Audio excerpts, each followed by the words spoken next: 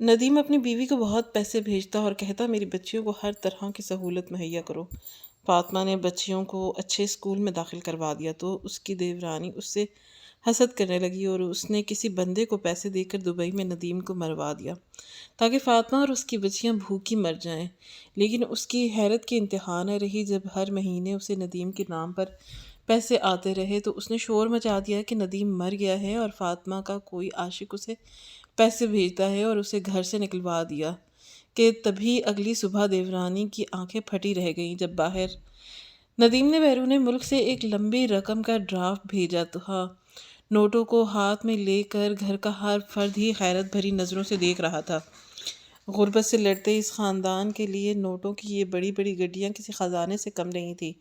بھابھی اب تو ہمارے مزے ہو گئے، ندیم بھائی ہر مہینے باہر سے اتنی رقم بھیج دیا کریں گے کہ ہم دونوں دیورانی جٹھانی خوب ساری شاپنگ کیا کریں گی اور مزے مزے کے کھانے بنا کر کھایا کریں گی۔ فاطمہ کی دیورانی عائشہ نے فاطمہ کو مکھن لگاتے ہوئے کہا۔ فاطمہ سنجیدگی سے مسکرا کر رہ گئی۔ خوش تو وہ بھی تھی، آخر مشکلات کے دن ختم ہو گئے تھے، لیکن کسی قیمت پر، یہ تو بس وہ خود ہی جانتی تھی۔ چھوٹی چھوٹی دو بچیوں کا ساتھ تھا اور بھری جوانی میں ہی ندیم اسے چھوڑ کر بیرون ملک صرف اس وجہ سے کمانے چلا گیا تھا کہ گھر کے حالات کسی طور سنبھلنے میں آ رہے۔ آپ ایسا کریں، یہ آدھے پیسے مجھے دے دیں، میں اس سے سامان منگوانے کے لیے رکھ دیتی ہوں۔ دیورانی بڑے مزے سے آدھی رقم اپنے قبضے میں کرتے ہوئے کہا۔ فاطمہ کو بھلا کیا اعتراض ہو سکتا تھا، وہ ہاں میں سر ہلانے ہی لگی تھی جب اچانک فاطمہ کے موبائل پر کال آنے لگی۔ فاطمہ نے چونک کر موبائل اٹھایا تو بیرون ملک سے کال تھی، ندیم کا فون تھا۔ فاطمہ کے لبوں پر ایک مسکراہٹ سی تھی۔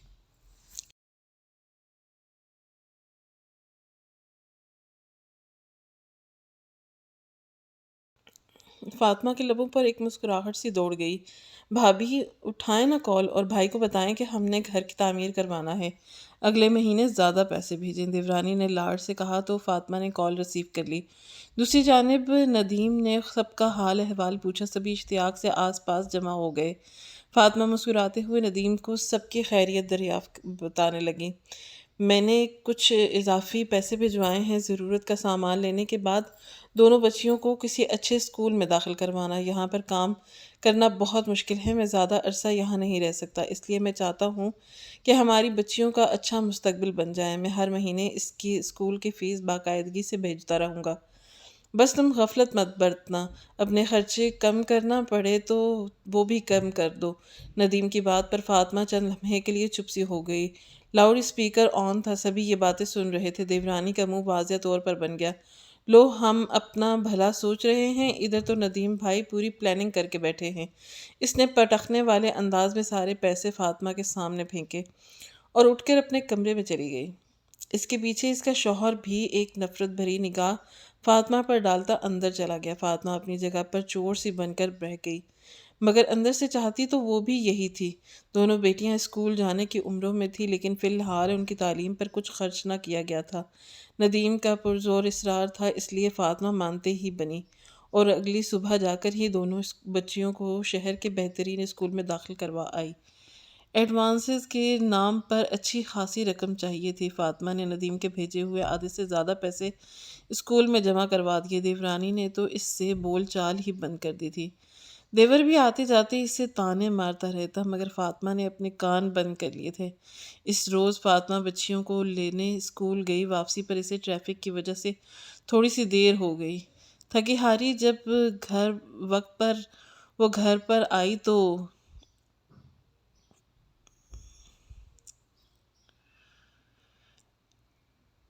تھکی ہاری وہ جب گھر میں داخل ہوئی تو گھر میں غیر معمولی سی خاموشی تھی۔ فاطمہ اور اس کی دیورانی ایک ایک روز اپنی باری پر کھانا پکایا کرتی تھیں۔ آج فاطمہ کی دیورانی کی باری تھی، دونوں بچیاں بھوک کا شور مچا رہی تھیں۔ چلو بیٹا، جلدی سے ہاتھ منہ دھو کر آ جاؤ، میں تم دونوں کے لیے کھانا لگاتی ہوں۔ فاطمہ نے پیار سے دونوں بیٹیوں کو کہا۔ مہنگے اسکول میں پڑھنے کی وجہ سے ان میں بہت اچھی تبدیلی آئی تھی۔ فاطمہ نے اپنی چادر اتاری اور سیدھا کچن میں آ گئی، لیکن کچن میں آتے ہی اس کا دل دہک سے رہ گیا۔ سامنے ہی پتیلی میں سالن رکھا ہوا تھا۔ فاطمہ نے پتیلی کا ڈھکن اٹھایا، اندر انتہائی پتلا شوربہ تھا جس کے اندر 2 آلو تھے۔ فاطمہ نے گھبرا کر ہارٹ پاٹ کا ڈھکن اٹھایا، اس میں صرف ایک ہی روٹی پڑی ہوئی تھی۔ بے اختیار ہی فاطمہ کی نگاہ گھڑی پر پڑی۔ وہاں 3 بج رہے تھے، بچیوں کو شدید بھوک لگی تھی اور وہ اس طرح کا سالن تو کسی صورت نہ کھا سکتی تھیں۔ فاطمہ نے بے اختیار پلٹ کر دیورانی کو آواز لگائی، عائشہ عائشہ، آج کھانا اتنا کم کیوں بنایا تھا؟ فاطمہ نے نرمی سے پوچھا، مگر عائشہ جو کسی کام سے کچن میں آ رہی تھی، ایک دم ہاتھ میں پکڑا ہوا گلاس زور سے زمین پر پٹک کر بولی، کھانا کم پکایا ہے، کھانا اچھا نہیں پکایا، آج گوشت نہیں پکایا، آج آلو کیوں پکائے ہیں، آج دال کیوں پکائی ہے؟ یہ کس قسم کے نخرے ہیں تمہارے اور تمہاری بیٹیوں کے؟ جو رقم تمہارا میاں بھیجتا ہے وہ تو ساری کی ساری تم ان بیٹیوں کے مہنگے اسکول میں بھر دیتی ہو۔ یہ گھر اور اس کے تمام تر خرچے تو میرے شوہر کے معمولی سے تنخواہ پر چل رہے ہیں۔ اب میرے میاں کی اتنی سی تنخواہ میں تو یہی کچھ پکے گا، اور ویسے بھی اگر تمہیں یہ سالن نہیں کھانا تو زیادہ فکر مت کرو، یہ سالن میں نے ارشد کے لیے رکھا ہے، ہٹو یہاں سے۔ دیورانی نے آگے بڑھ کر پتیلا ایک چھوٹے ڈونگے میں الٹا، ڈونگے کا ڈھکن بند کیا اور ہاٹ پاٹ سے روٹی نکال کے اندر کمرے میں لے گئی۔ فاطمہ ہکا بکا رہ گئی، اس کی شکل دیکھتی رہی۔ اس نے آج سے پہلے تو کھانے کے معاملے میں کبھی کوئی شکایت نہیں کی تھی۔ گھر میں جو بھی پکتا سبھی صبر شکر کر کے کھا لیتے تھے، اور ایسا بھی نہیں تھا کہ فاطمہ کہ ندیم کی بھیجی گئی تمام رقم بچیوں کے اسکول پر لگتی تھی۔ فاطمہ رقم کا ایک بڑا حصہ دیور کو دیا کرتی تھی تاکہ وہ گھر کے اخراجات چلا سکے۔ دونوں بیٹیاں ہاتھ منہ دھو کر کچن میں آ گئی تھیں اور ماں سے کھانا مانگ رہی تھیں۔ فاطمہ نے ایک بے بس نگاہ ٹھنڈے چولہے پر ڈالی۔ اب لوگ اندر کمرے میں جا کر بیٹھو، میں انڈا بنا کر لاتی ہوں۔ فاطمہ نے بچیوں کو ٹالا، وہ روتی بسورتی اپنے کمرے میں آ گئی۔ فاطمہ نے جیسے تیسے کر کے ایک انڈے کو آدھا آدھا کر کے دونوں بچیوں کے لیے بنایا اور روٹی بنا کر ان کے لیے کمرے میں لے گئی۔ حالانکہ اسے خود بھی شدید بھوک لگی تھی، مگر فریج خالی پڑا تھا، اور دوسرا عائشہ کی بات پر وہ شدید پریشان تھی۔ اسے سمجھ نہیں آ رہا تھا کہ جب سے ان نے دونوں بچیوں کو اسکول ڈالا تھا، عائشہ کا رویہ اس کے ساتھ اتنا خراب کیوں ہو گیا تھا۔ اگلے دن دونوں بچیوں کا رزلٹ آیا تھا۔ اتفاقاً اسی دن عائشہ کے بیٹے کا بھی رزلٹ آیا، جو محلے کے ہی ایک اسکول میں پڑھتا تھا۔ دونوں بیٹیوں کا کارکردگی شاندار تھی اور روانی سے انگلش بولنے لگی تھی۔ فاطمہ کا سر فخر سے بلند ہو رہا تھا۔ عائشہ کا بیٹا رپورٹ کارڈ ہاتھ میں لے کر آیا تھا تو اس کا منہ لٹکا ہوا تھا۔ کیا ہوا بیٹا، تمہارا کیا رزلٹ آیا ہے؟ فاطمہ نے پیار سے اسے پچکارا، مگر وہ رپورٹ کارڈ وہیں صحن میں پھینک کر اندر کمرے میں بھاگتا چلا گیا۔ عائشہ وہیں بیٹھی سبزی کاٹ رہی تھی۔ یکدم نہوت سے بولی، آپ کو میرے بچے کی فکر کرنے کی کوئی ضرورت نہیں ہے، بھلا گلی محلے کے اسکولوں کی بھی کوئی پڑھائی ہوتی ہے؟ اتنا تو آپ سے نہ ہوا کہ اپنی بچیوں کے ساتھ میرے بیٹے کا بھی داخلہ کروا دیتی۔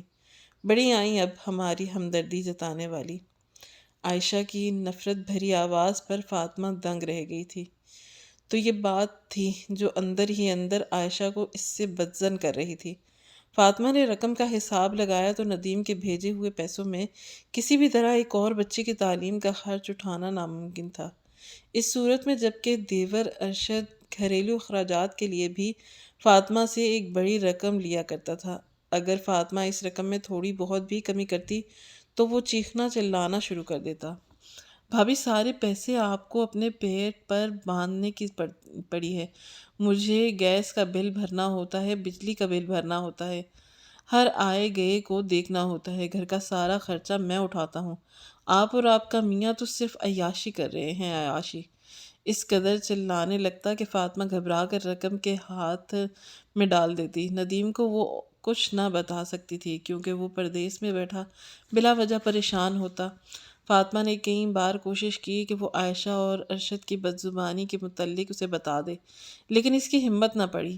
عائشہ اندر ہی اندر حسد کی آگ میں بڑی جل رہی تھی، اور اس آگ پر تیل چھڑکا پڑوس کی خالہ بلکیس نے، جب وہ شام کے وقت ان کے گھر آئیں۔ عائشہ اور فاطمہ دونوں صحن میں رکھے ہوئے تخت پر بیٹھی تھی۔ فاطمہ شام کے کھانے کے لیے چاول چن رہی تھی، جبکہ عائشہ چائے کا کپ ہاتھ میں لیے اپنی ہی سوچوں میں مگن تھی۔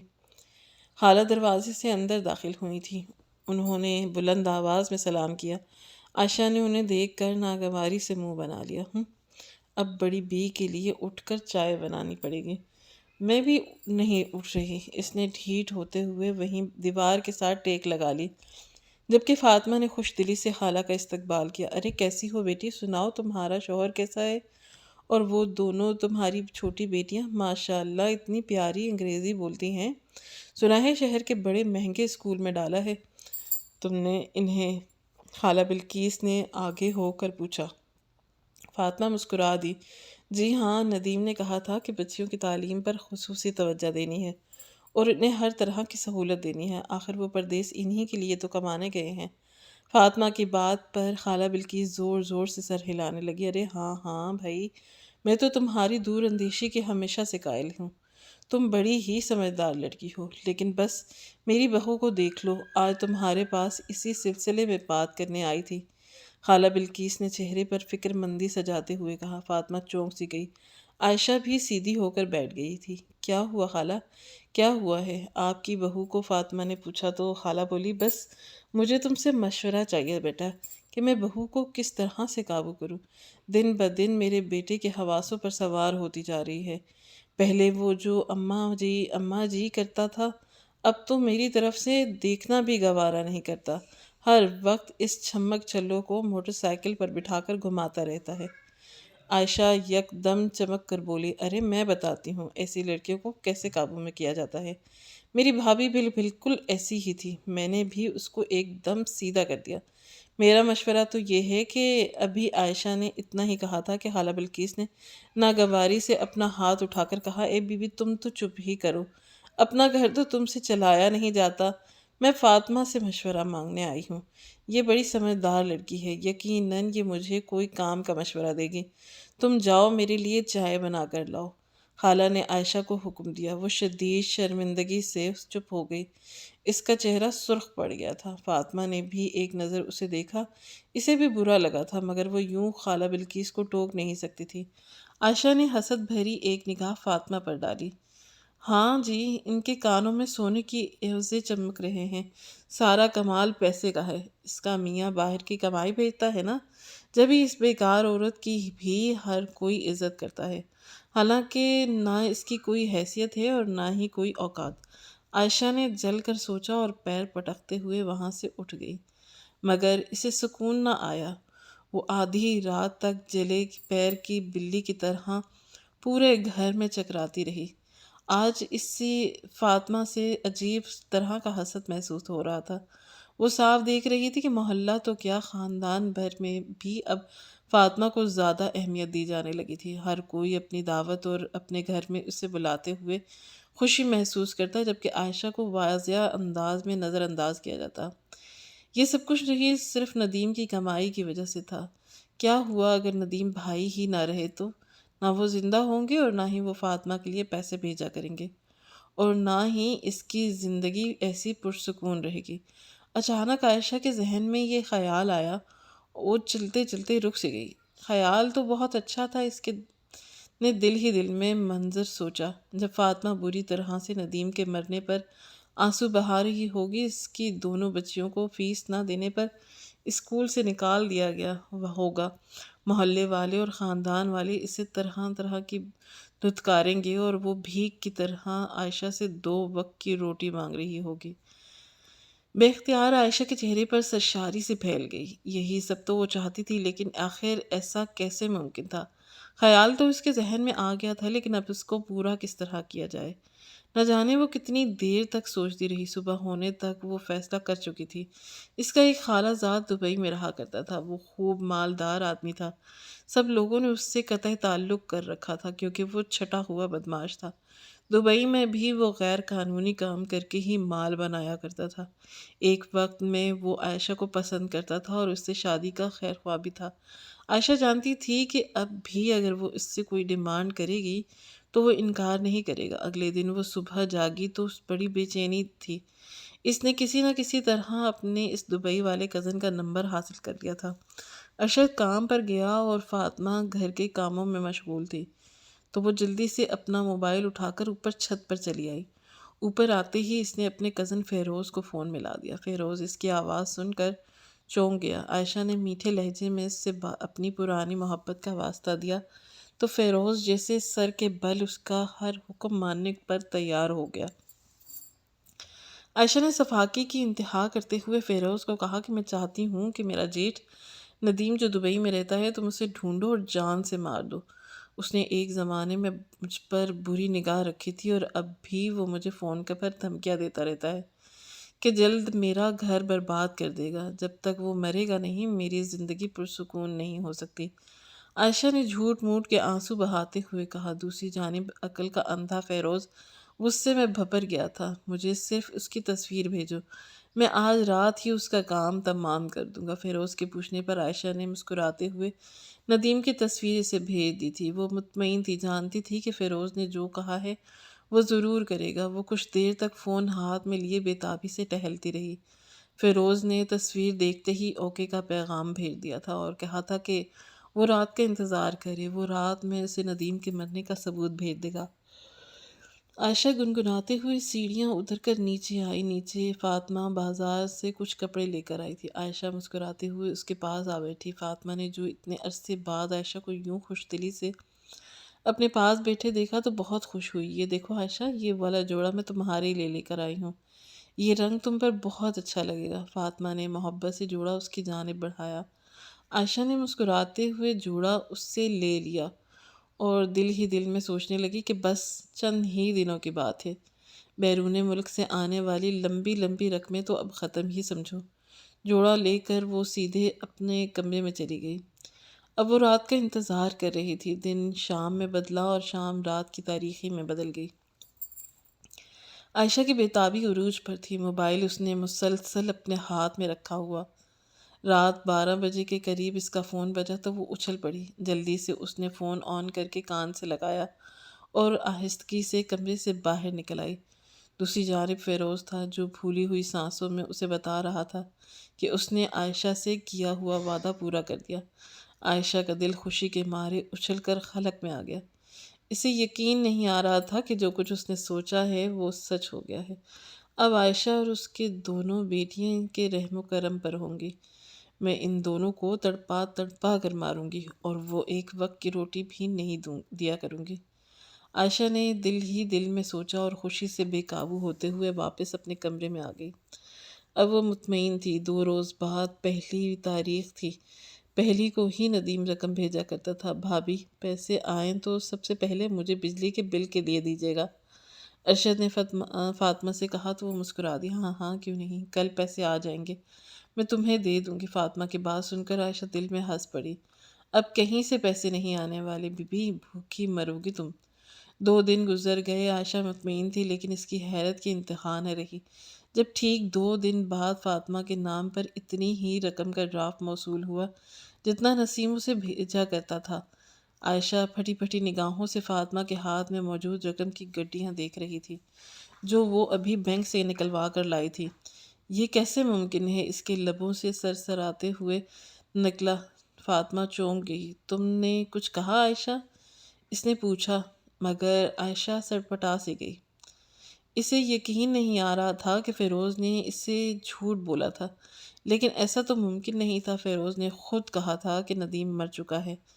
اس نے کئی بار فیروز کا نمبر ملانے کی کوشش کی مگر اس کا نمبر نہ لگا۔ اب تو وہ پہلے سے بھی بڑھ کر پریشان ہو گئی تھی۔ فاطمہ کو کچھ خبر نہ تھی کہ عائشہ کے دل میں کیا چل رہا ہے۔ رفتہ رفتہ دن گزرنے لگے۔ بس ایک عجیب بات ہوئی کہ فاطمہ کے نمبر پر ایک ندیم کی کوئی کال نہ آتی۔ فاطمہ بھی پریشان ہوتی مگر یہی سوچ کر خود کو تسلی دے دیتی کہ ندیم شاید مصروف ہے، اس لیے اسے کال کرنے کا وقت نہیں مل رہا۔ رفتہ رفتہ پورا 1 مہینہ گزر گیا۔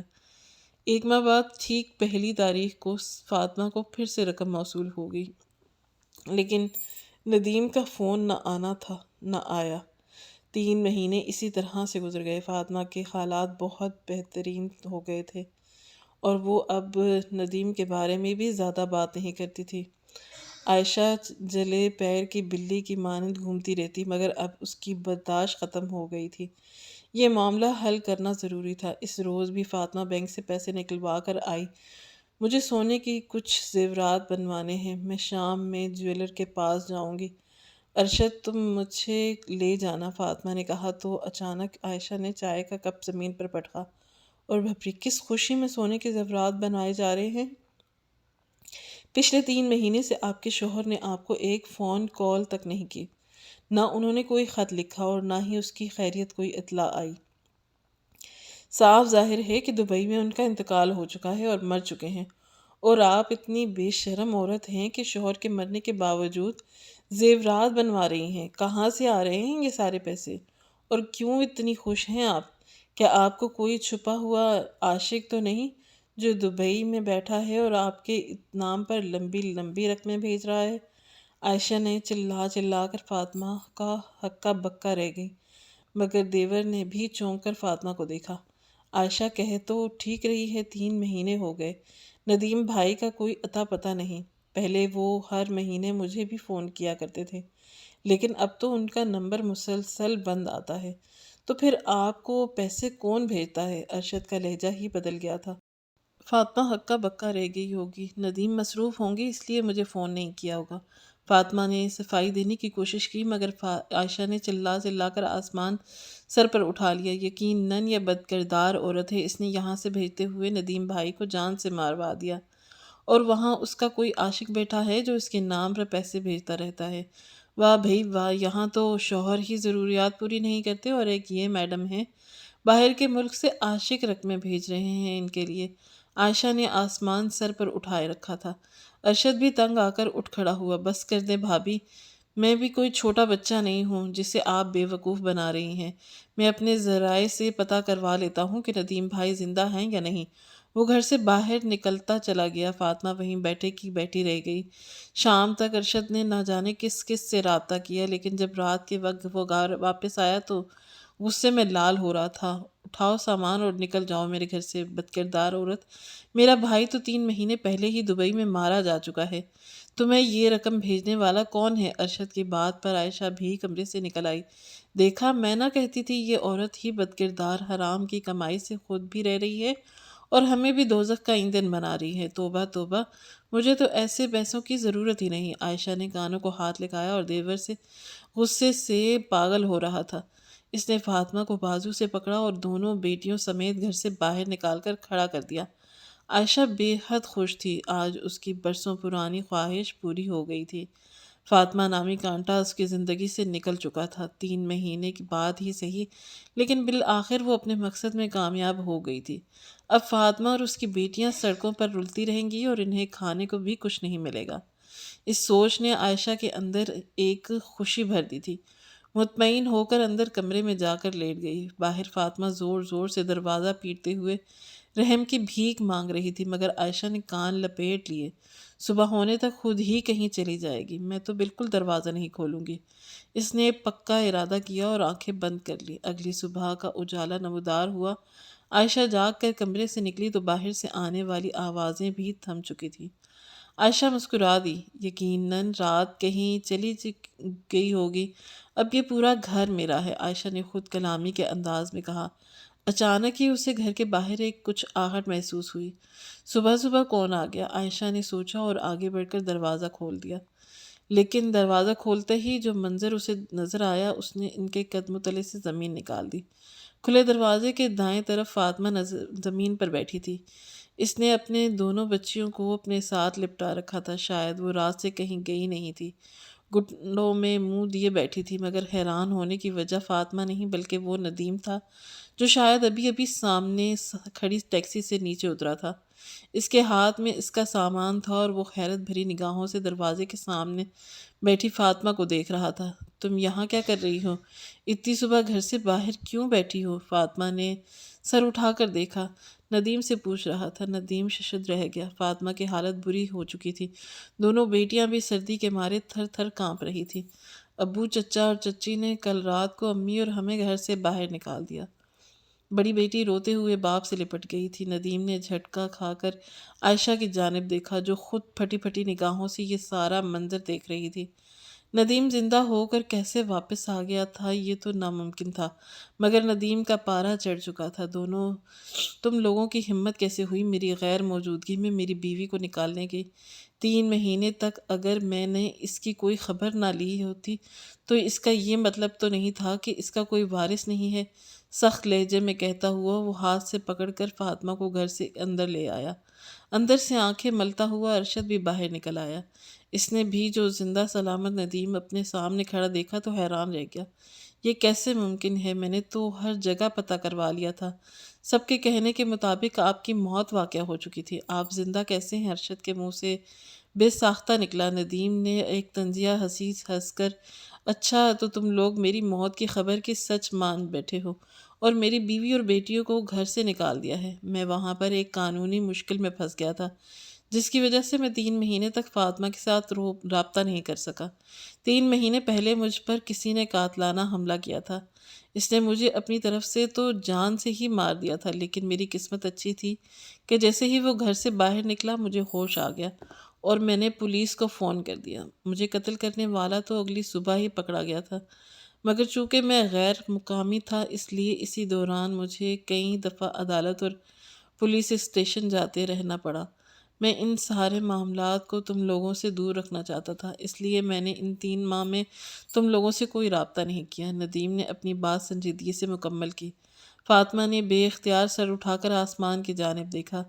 کل پوری ایک رات جس طرح قیامت کی مانند گزری تھی، وہ رو رو کر ندیم کی صحیح سلامت واپسی کی دعائیں مانگتی رہی۔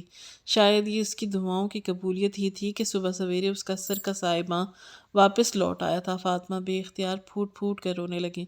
ندیم نے آگے بڑھ کر اس کے گرد اپنے بازو پھیلائے۔ کوئی ضرورت نہیں رونے کی، یہ میرا گھر ہے اور اس گھر میں وہ لوگ بالکل نہیں رہ سکتے جنہوں نے میری غیر موجودگی میں میری بیوی اور میرے بچیوں کو گھر سے باہر نکال دیا۔ ارشد، اپنا اور اپنی بیوی کا سامان اٹھاؤ اور یہ جہاں مرضی جا کر رہ لو، ندیم نے سخت لہجے میں کہا اور ارشد بگلا گیا۔